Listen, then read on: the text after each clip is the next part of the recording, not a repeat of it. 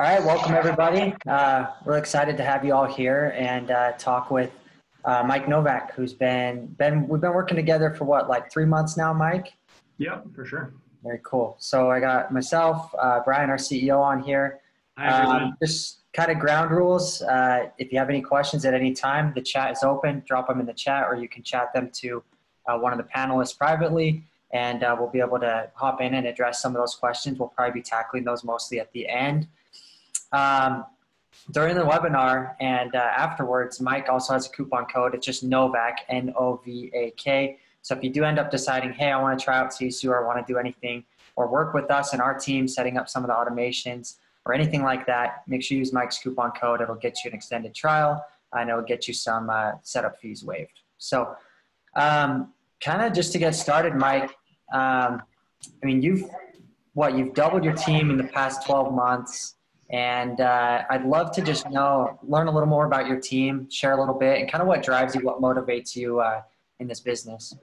Yeah, for sure. So we got into real estate in December of 2016. And I say we because my wife and I run and operate our team together. Originally, it started with just me getting into real estate.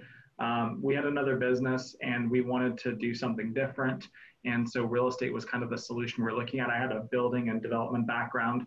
And so I just was really attracted to real estate sales the entire time. So that was kind of like the launching point for our team, was December of 2016. But we didn't ever actually plan on building a team. We just wanted to have it be the two of us. But we quickly realized in our first year in real estate that to help more people, then we were going to need to also help agents create successful careers in our team. So we started adding agents and building out a support team on as well. And so our first year in real estate, we ended up fortunately doing 79 transactions, which was far exceeded what we planned on doing. And then by the end of that year, we had, about 6 of us on the team. And then the next year, which was 2018, we ended up doing about 220 transactions. So we nearly tripled our production from one year to the next. We're on track to probably do in the 230 to 240 transaction range this year. We've got about 20 to 25 of us on our team, depending on who's coming and who's going. We got some ISAs that we're adding right now and things like that. So that's kind of the background of our business. We've only been in real estate for 2.5 years, so we're still quite new to it. But I think that we've been able to grow relatively quickly because of kind of our systemized approach to real estate as a business. So Mike, your second year, I gotta understand this. Your second year in business, you guys did 220 transactions. That's correct. Yeah. I don't know that I've ever heard of someone doing that their second year in business. So congratulations on that.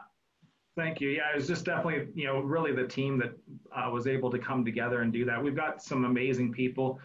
We've got a really great lineup of leadership on our team. It's just a great group of people that push towards those goals collectively. So it's really them and not so much me.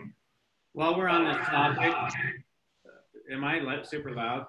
I'm hearing an echo in the background. Anyway, while we're on this topic, Mike, maybe share a little bit more about your team. So how many agents do you have today? I think that's important to understand. People are always curious, okay, does the average agent produce 1 transaction a month or 5, right, on a team? Right. And I think something else is, you just talked about your leadership roles. So many teams are structured so differently. In most cases, I find it's typically the owner running the team, but as teams get larger, they end up hiring a director of sales and ops manager and that kind of stuff. Where are you at in that process? Who all is on your team?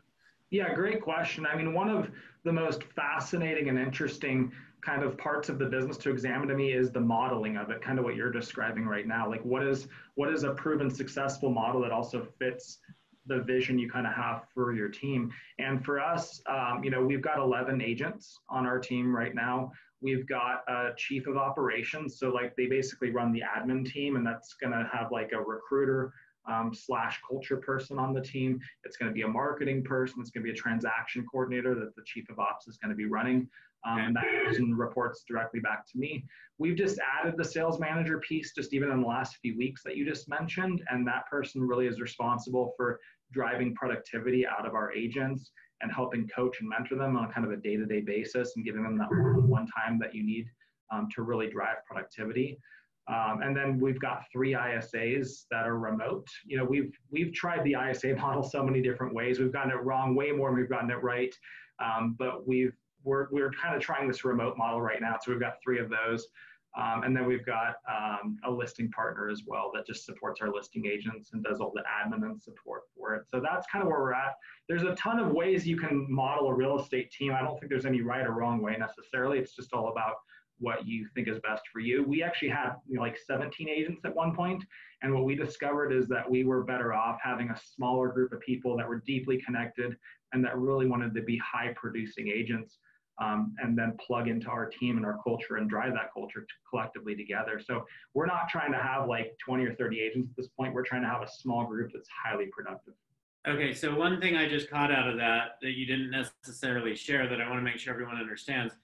It sounds to me like you have listing agents and you have buyer's agents. Is that correct? Yeah, exactly. Yeah, we've got, most of us are buyer agents on the team. I'm in production myself still too. And then we've got one person that does the bulk of our listings. We do let agents cross over if they've got like a Sphere person and they've gotten listings certified, but to really like get high production, like, you know, get into the 8 to 10 sales a month, we've just discovered it's easier to do that when you're specialized in one thing, like you're just meeting with buyers or you're just going on listing appointments, one of the two.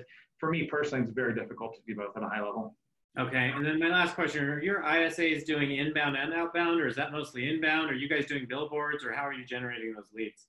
Yeah, so our leads, it's all like inbound leads for the most part, such as realtor.com, you know, pay-per-click, Ylopo, things like that. We're big Ylopo fans. And then our ISAs are just kind of nurturing the leads. They're in a race with the agents to convert those leads and get to them as quickly as possible. But our ISAs are there to support the agents and give them that nurturing support so they have more appointments each week than they would have just on their own. Our whole team prospects pretty religiously from 8 to 11 o'clock. It was hard for me to even get away at 10 o'clock today to get on this interview, but you know, that's just kind of our DNA and our culture. Like, we're prospectors, we love the phone, and we just believe that consistency of calling every single day really drives our production. Okay, great. I think that sets a great stage for what kind of a business you run, which is why obviously in 2 years you're doing more production than most people who have run a team for 5 years. So congrats. Yeah, thank you. Yeah, so one of the things that you touched on, Mike, was just kind of this systematized, you know, systematizing everything really, right? So that it can just run on autopilot. And, you know, one of those kind of small world stories, Brian didn't even know this till recently, but I used to work, I was writing blogs for Mike back in school. And I was just writing, and one of the things that I really appreciated, this was, I mean, you were just starting, what was it, your first year when I was writing blogs for you guys, Mike? Yeah, it was just like literally 3 or 4 of us on that. We were just trying to get leverage, you know, to focus more on sales. And I think we met on Upwork or something like that and just, you know, had a great relationship right out of the gate. I keep getting muted. I was in school, I was writing blogs, but one of the things I really appreciated working for Mike was he would give me like a Google Doc that said, this is exactly how everything works, gets everybody in line, and everyone knows exactly what the process is going to be. And if I'm ever lost on that process, I could refer back to something that would give me that kind of guidance and way to move forward. And so, you know, I ended up going my way, and then I'm obviously full-time with Sisu now. I come back with Mike about 3 months later, and he starts looking at Sisu, and it was like 2 weeks in, he had this thing dialed to a T, like all the processes, workflows, integrations, like it was all there. And it was very impressive. And I think it's, you know, to me, it was insight on not only how to be successful with rolling out a software platform, but just in scaling your team, right? If you can systematize things and kind of give everyone a point of reference, I think that's very useful. So that's kind of where we wanted to go with this and kind of steer it in. But Mike, what do you have to say to that and just kind of the systems of how you set things up? Well, I kind of view my job as like I need to define the target for the team. And like if I'm asking them to just shoot at everything, they're not going to hit the target I'm looking for them to really, you know, get after. So I've tried to really develop that target for them by giving them really step-by-step procedures on what we're looking for when it comes to working with Sisu. or any of our technology for that matter, or any of our processes, so they always know what the standard is, and there's no gray area, right? It's just black and white. This is the standard, and if you don't do it, then it just wasn't met. It's just not the way we operate. So I think just having that consistency for standards is super important, and then something that you can always drive back to for your training, so that there's a framework that people can continually refer back to, just like you were doing when you were writing the blog posts. Like if you ever forget something, there's a workable document you can go back to refresh yourself. And what happens if someone doesn't do it? If someone doesn't operate that way?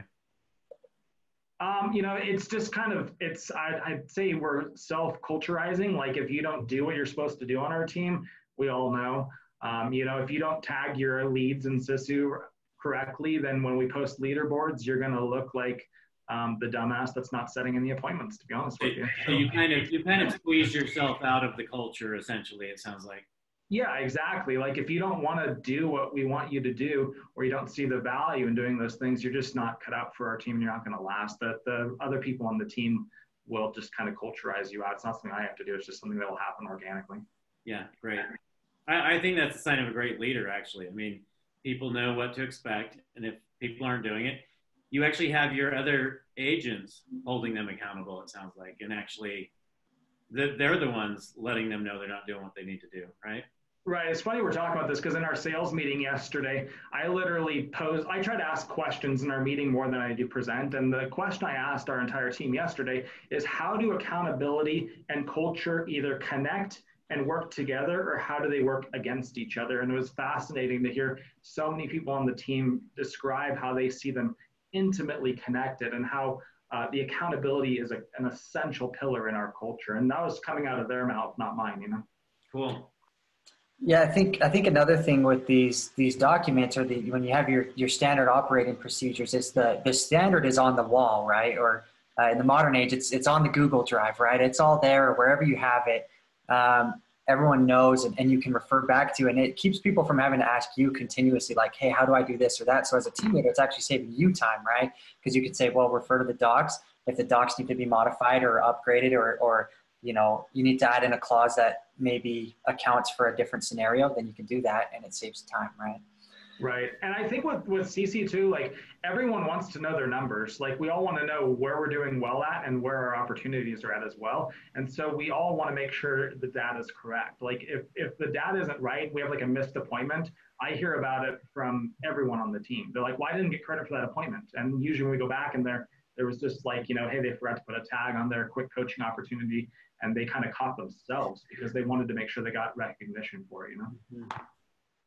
Cool. So kind of getting a little deeper in this, I guess you got Sierra Interactive, which is your CRM, great CRM. A lot of people we work with have a lot of success with it. You got your Mojo Dialer, which there's some data in there as well. And then you got Sisu in the middle, where all the data is kind of flowing in. And so that can either make things very easy for you if you have the right systems, or it can, you can be like, oh my gosh, we got all these systems and I don't know how they all tie together. So maybe, Mike, we could kind of hop into some of your actual documents that you've created for workflows. And I'd love to see that training program that you were showing us earlier too, to kind of illustrate how this is all tying together. Yeah, let me share my screen. So we use a tool called Trainual.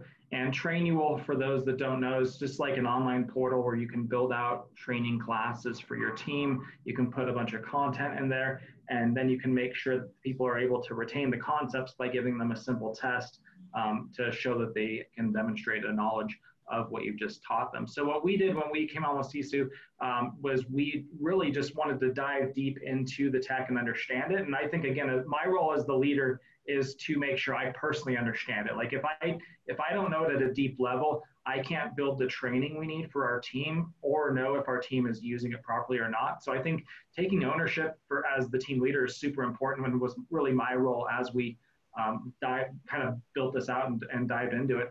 But we've got these different training classes in here. Like this is just a Sisu overview, and it's got kind of our workflow. It's got some videos where I'm walking people through what this all means. And it kind of breaks it down into bite-sized digestible pieces, and then gives them a working document they can go back to later. And if they ever have any questions, they've got something they can refer back to make sure that they're doing it the right way to get credit for all their transactions and their appointments and everything else like that. So I don't think this is really anything that's special. It just allows you to have some kind of platform to scale your training. It's really difficult. I know for me, if I'm going to train 2 or 3 different people, I may forget to tell somebody one thing that I told somebody else, just because I'm a human and I make mistakes. It's inherently how we are wired. And so this gives us a platform to really have consistency to that, instead of just relying on a person to do it. We do a lot of in-person training as well, and Zoom training calls with our remote ISAs, but this gives us a framework and something to work on and work out of when we bring new people on to make sure they're up to speed on it. What we did when we launched Sisu, Zach, we created these courses, and then we asked all of our current agents to go through it together, and we gave them, I think it was 10 days to process the information, watch the videos, take the test, and be able to make sure that they understood the platform. And then we just talked about it in the team meeting, and everyone not only loved it, but they adopted it super quick. We had come from CTE, which a lot of teams and agents use. And I think CTE was totally fine to get us started, but it really got us bogged down when we had to manually update everything under the sun. And this provided a lot of just automation and a lot of synergy that we lacked in CTE. And so it really excited everyone when they saw that. Like, they didn't have to go in and change things, on their own in 3 different places. It was just done in one spot. So I think they really got on board because of that. But there's a test at the end, down here, just kind of making sure that they understand it. And you can just start the test, right there if you're an agent that's doing it. On the can you start that test for us, Mike? I'd love to see a few questions on there. Sure. I think that's such a great idea. So here we go. Agent income estimate is the estimated amount that the agent should earn on the transaction. GCI is, and these are like basic things for most of us, but again, I want to make sure that you know the core concept. Why do we use Sisu as a team? You can just type in your answer. Mm-hmm. We need to know our data and be able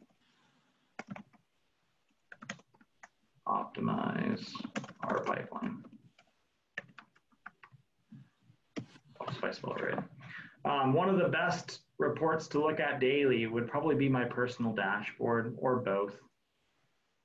What is the process when an appointment is set with Sisu?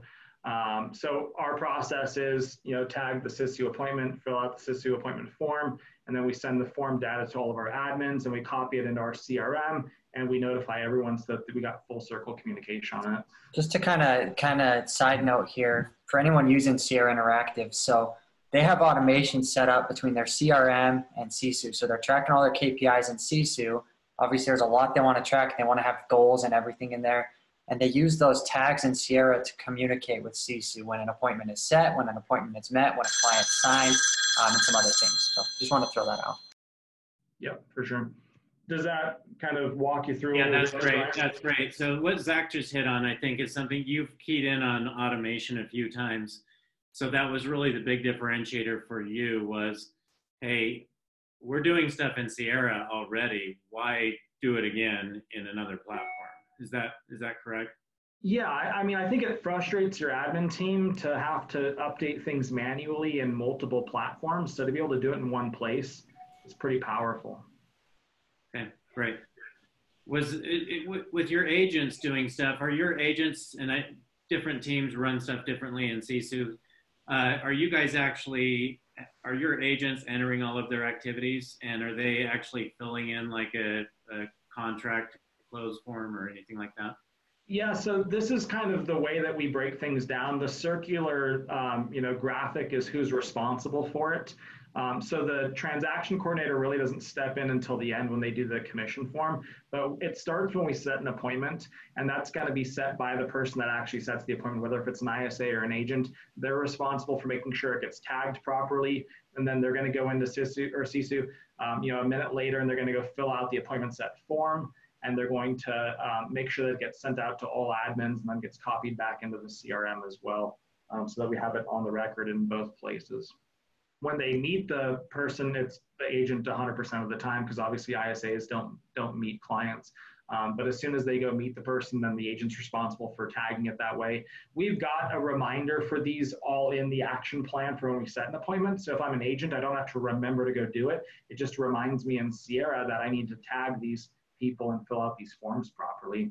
And then obviously the next step is to get them signed, whether if it's a buyer agency agreement or a listing. And then again, the agent is going to be responsible for doing that. They're going to tag it, Sisu client signed. They're going to go back in to Sisu as well and then fill out all of the details in that form.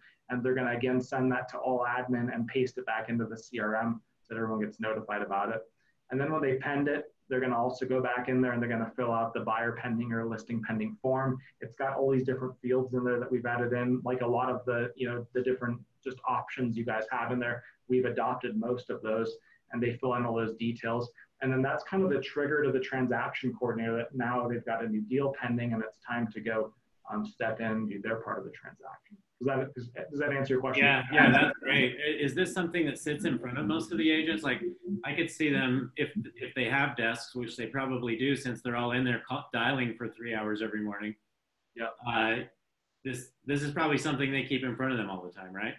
It is, like in particular when they first were adopting this workflow, It was super important to have it front and center. At this point, they've got it down. Like I don't think I've seen a mistake made on any of this in like at least a month.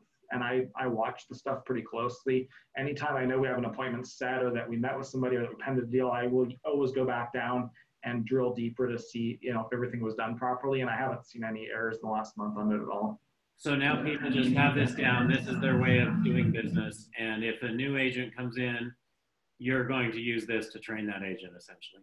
Exactly. And this is in Trainual. This workflow is right in there so that they can not only see it, but they can listen to me explain it to them as well. Yeah. Okay. Great. Yeah. And another thing kind of with that workflow that's nice, you have all those forms and everything, but the data is being aggregated. So when they go in to check that form, it's probably not a huge workload for them. It's probably filling in like 3 or 4 because it's all stored in the database in Sisu. So you're just filling in the blanks and hitting update. I mean, usually these tasks aren't these like mammoth tasks. That's not why they're getting dropped, in any business. The reason they're getting dropped is just because maybe the workflow isn't clear or the importance of it isn't really understood, right? Would you agree with that, Mike? Yeah, 100%. I mean, again, I'm in production. I follow these steps myself. We're talking like a minute per step to do these things. I mean, when you pen a deal, it's a little bit more because there's a ton of transaction details that just our team likes to have, like the escrow email, like all these like granular details about the transaction. But you don't have to do that using Sisu. Like you can just simply do the basics. And like you're saying, it's going to keep supplementing that file as you add more stuff to the Sisu file. So you're not continually re-entering the data. Like it's going to know what you already added in when you set the appointment, then when you sign them, so that when you pen them, it's 2/3 of the way already done for you. Yeah, I had huge frustrations, Mike, with Google Sheets and helping Spring run her team and seeing all that duplicate data entry because you would have to put it in every place, right? That's the problem with spreadsheets. Whereas you put something into this database, it's already in every one of those forms as long as it's a common field, right? Yep, exactly. So I guess just 2 themes that I would really want to drill in here is why do processes get dropped or why do systems break? One reason is a lot of times the team members just don't see, they just haven't bought in or seen really what the importance of it is. And I think you've really drilled in on that. When you go and you create this big workflow and you document every part of it and you give them a system for learning it, culturally as a leader, you're showing the commitment to that system, to that process, right? And so you're communicating the importance of it. And then I think the second thing is a lot of times it's just not super clear. So people don't drop it because they're lazy or anything. They drop it because they don't really know what exactly they're supposed to do. And so, this also solves that problem too. It's a really great system that you've set up there, Mike. Thanks. For a lot of you out there, I mean, I would recommend taking a screenshot of this if you haven't already, right? Copy Mike on this. Yeah, and I'm happy to throw it up in the private group so people can share it and use it and customize it to their CRM or whatever else. It's pretty simple. It's just like the workflow mapped out so your agents can visualize it. I think when they have that visualization, it's easier for them to see the big picture on what you're looking for them to do. We also, like, we didn't just ask them to do it online. We talked about it in our sales meeting for like 4 weeks in a row. Like, these are the things you need to know about Sisu. These are why we're going to, these are the reasons why we're going to be using this piece of technology. And then of course, like, I mean, Zach, you know this, every agent loves a freaking app. Like, if you just tell them for it, they will be all over that. And in particular, the new app too. The new app is badass, and they've got, like, in 2 clicks, they've got their whole pipeline figured out right then and there, and they love the app. So that's, I think if you want to get agents on board, tell them there's an app, and they'll be all over that. Good to know. Good to know. Well, I've got to tell you, Mike, I'm super impressed as I look at this. Please, if you would drop this into there and just maybe do a little note about how you use this, you can let them know we asked you to put this in there. But I think it's something that every team should really implement, something like this. And their workflows, I'm sure, are a little bit different. But yeah, having something like this is extremely valuable to make sure that your systems are standardized. this is just kind of our written process, like, for each big milestone as we go. And I can share this one with you guys as well. The commission forms in Sisu are really cool. Like, we used to have 3 spreadsheets to try to track all of it. And with Sisu, it's like all locked into one spot. And so it's so much easier to use it, and it's so much less error prone because it's just in one central spot, and our transaction coordinator and our accountant can all see it in one place, and it's just a powerful tool. But I can share this as well. These are just our step-by-step processes that we use for each of the major milestones in Sisu. I'm glad to hear you're using and enjoying the commission forms. Something that's coming in the next week's update as well is just totaling all of that, so that you can instantly look and say, hey, this is how much we've paid out to this agent, or this is how much we've paid out to the brokerage, or to E&O, or to anything else, right? Yeah, I mean, the reporting features are so powerful. I mean, to give you an example, like, we can pull a contractor pay report for an ISA and be able to see, you know, how many appointments they set in a 2-week span, and then how many showed up in like 2 clicks. Whereas I don't know where you would get that information from any other way unless you had it in there. Like, it just makes pulling the critical information out so much easier than any other way you could do it. Yeah, that's cool. So Mike, kind of one last thing as we start to wrap this up, maybe you could pull up your Sisu dashboard, if you're cool with that, and we could just show kind of what all the data looks like coming together. Yep. So we run it in display mode on the flat screens in our office. We've got 4 flat screens in there, and so this is continually moving around. But you can just see, you know, our data for the last 6 days right here. I frequently drill down and go deeper to see, like, the details on who's doing what, and I don't always just leave it at the dashboard level. But, you know, when we're looking at our KPI report each week, it's coming, like, we're literally going straight to Sisu to look for those numbers, and we're just tracking our key benchmarks there and looking at those each week. So I can see you guys are 4 days in and you've already crushed your conversations goal. So that's pretty cool. Yeah, not bad. Our ISAs have been really getting after it. And you got Mojo feeding in. So every day those Mojo reports come in and they just plug right in. So if someone's pounding the dialer all day on Mojo, they don't even got to enter those numbers. It's just going to come in automatically. It's all automated. So. Yep. And then when I'm doing, like, business planning and forecasting, I'll use our average listing price and average buy price to make sure we have accurate forecasts for what is our transaction volume going to be? What is our GCI going to be? Like, you can see our average GCI is at 3.1% because our listings pay more than our buy sides do, and it's averaging that a lot for us, which is really nice also. Nice. Yeah, that's so cool. So you guys are actually doing more listings than buyers because you have ISAs, essentially, right? We actually do probably 2 buyers for every 1 listing that we do. Just because, again, we're pretty new to the business, like only being 2.5 years in, we're just starting to get clients that are selling that bought with us as well. So most of our listings come out of our sphere, and we've also kind of started doing some radio marketing in our market as well. Okay. Cool. This is the main screen that I live on. Like, this is where I always like to look at. And then, of course, you know, some of the other reports I also enjoy. Like, what is it? The lead sources by agent is interesting to me because I want to look at, like, what percentage of a person's business are they actually creating themselves? Like, how much sphere business, Zach, are you creating for out of your 30 transactions you've done this year? If you've done 10 Sphere, that's awesome. You know what I mean? But if you've done 2, then I know we need to figure out a game plan and help you develop a roadmap to get your Sphere business up. So that's one that I look at a lot with them also. So Mike, one of the things I see on there, I see YLOPO. We had somebody from the chat ask about YLOPO.